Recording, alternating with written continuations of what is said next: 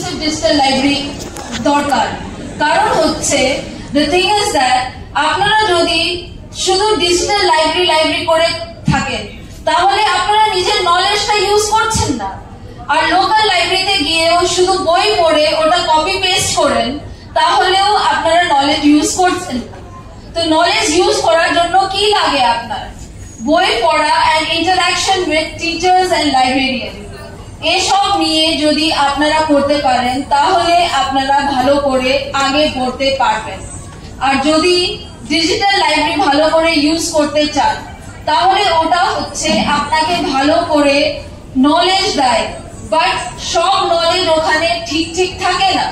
তো ভালো করে যদি নলেজটা দেয় তো ওটা কিভাবে নিয়ে চলতে হয় ওদেরকে আমাদের এইভাবে নিয়ে চলতে হয়, যেহেতু আমরা ওকে নিব আর পড়বো, কিন্তু এটা না কি কপি পেস্ট করবো। কিন্তু এখন স্টুডেন্টসরা কি করছে, নিচ্ছে আর কপি পেস্ট করছে, আর কপি পেস্ট করে নিজের নলেজটা ইউজ করছে না।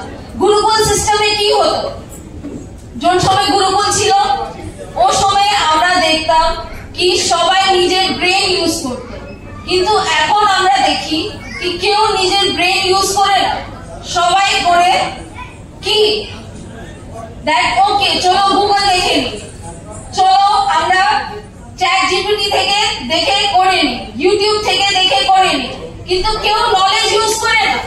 তো নলেজ ইউজ না করলে মাই ডিয়ার এমপ্লয়মেন্ট পাবে কোথায় থেকে? আর ফাইন্যান্স তোমরা যদি বলো ঠিক আছে অনলাইন ক্লাসেস করে নিলাম, তো অনলাইন ক্লাসেস করলে কি তোমরা ভালো করে ওটা পেতে পারবে? আপনারাই বলেন, অনলাইন ক্লাসেস করলে কি ইন্টারঅ্যাকশন হতে পারবে?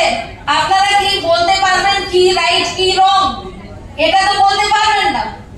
তো digital library is important, agree, কারণ ওখান থেকে আমরা ইজিলি সবকিছু পাই।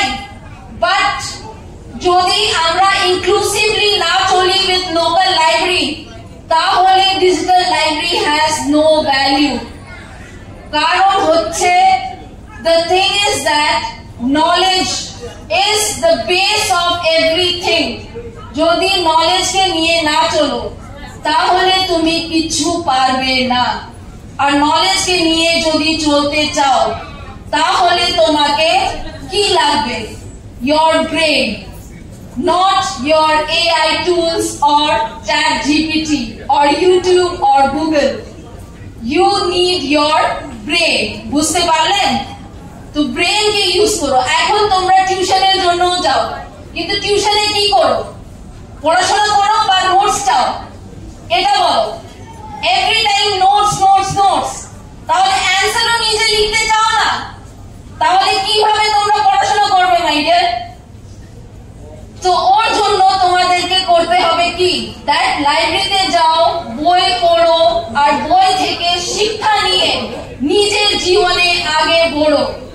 আর আগে পড়ে কিভাবে চলো, যেহেতু তোমরাই ডিজিটাল লাইব্রেরি বানাতে পারো, আর ডিজিটাল লাইব্রেরির সঙ্গে নিজেকে একটা এক্সাম্পল বানাতে পারো।